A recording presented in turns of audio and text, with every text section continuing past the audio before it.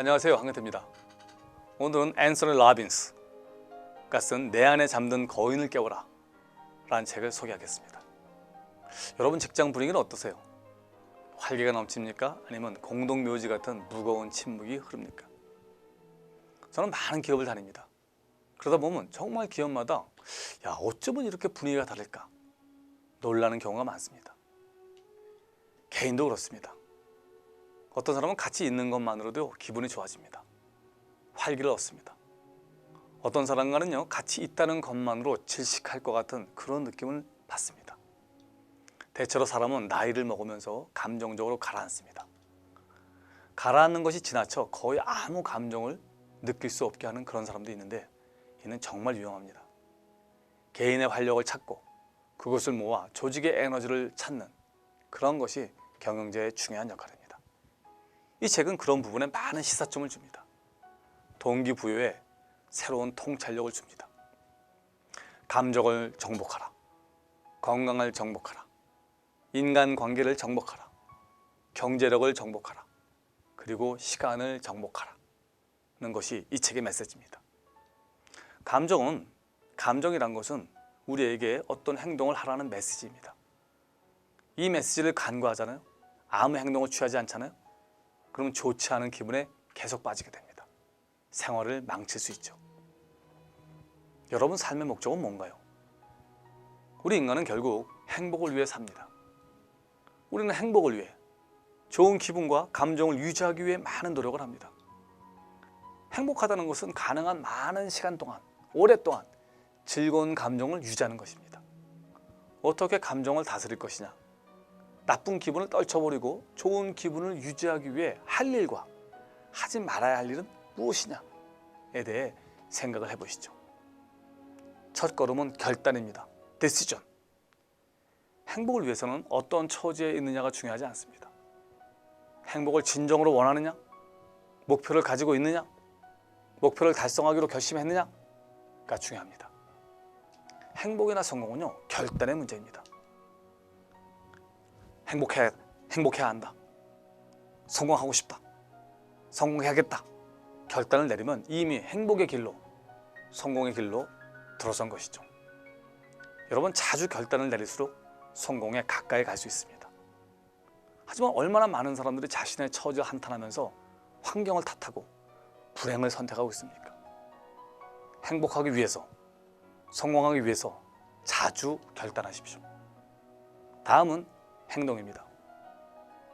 우리들의 행동은 어떻게 결정될까요?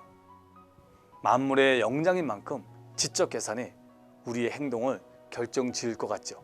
그렇지 않습니다. 바로 고통과 즐거움에 대한 본능적인 반응이 우리 행동을 결정짓습니다.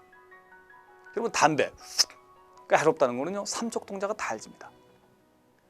하지만 단기적 즐거움을 위해 그 똑똑한 사람들이 위험을 무릅쓰고 계속 담배를 피웁니다. 부지런한 것이 성공의 필수 조건이다. 세상에 모르는 사람이 없습니다. 하지만 이른 아침에 일어나는 게 고통스럽기 때문에 그 좋다는 것을 하루하루 연기하고 있는 것이죠. 여러분, 변화를 가져오기 위해서는요, 행동과 감정 사이의 연결고리를 개선해야 합니다. 그러기 위해서는요, 이 연결 메커니즘을 바꿔야 합니다.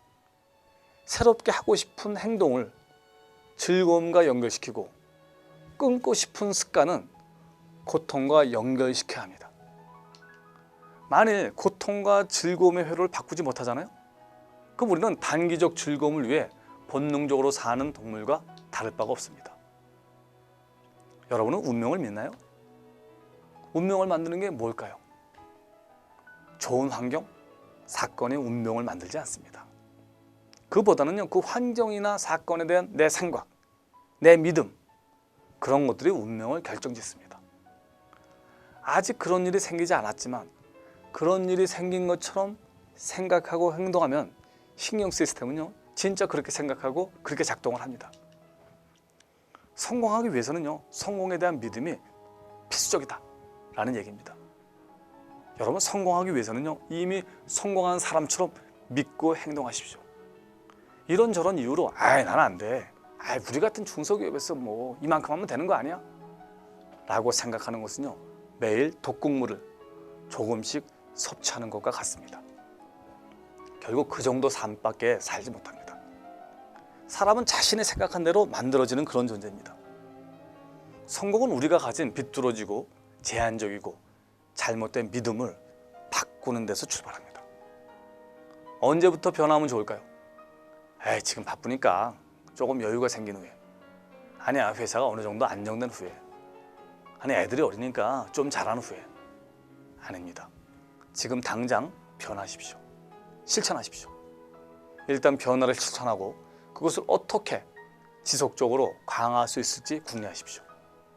몇 번 그런 과정을 거치면요, 우리의 신경 시스템은 강화되고 정착하게 됩니다. 처음 실천할 때 그것은 눈에 안 보이는 그런 실처럼 약합니다. 하지만 그런 행동을 반복하잖아요.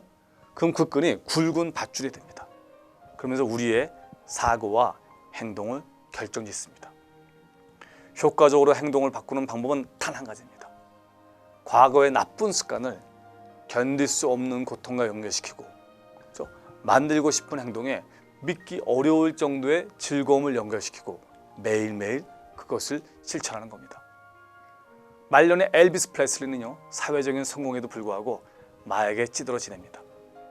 원하는 모든 것을 가졌지만요, 그런 물질적 성공이 그에겐 별 의미가 없었습니다. 행복하기 위해, 기분이 좋아지기 위해 기막힌 일이, 끝내주는 일이 매번 일어나야 하는 것은 아닙니다. 사실 기분이 좋아지기 위해 어떤 일이 일부러 일어날 필요는 없습니다. 기분이 좋다가도 일부러 축 처진 어깨를 한 채 터덜터덜 걸어보세요. 그러면 기분이 우울해집니다. 기분이 별로였지만 씩씩하게 걸으면요, 노래를 부르면요, 기분이 좋아집니다. 왜? 행동이 기분에 앞서는 것입니다. 이 책은 그런 감정을 다스리는 법에 대한 통찰력 있는 얘기를 많이 해줍니다. 고맙습니다.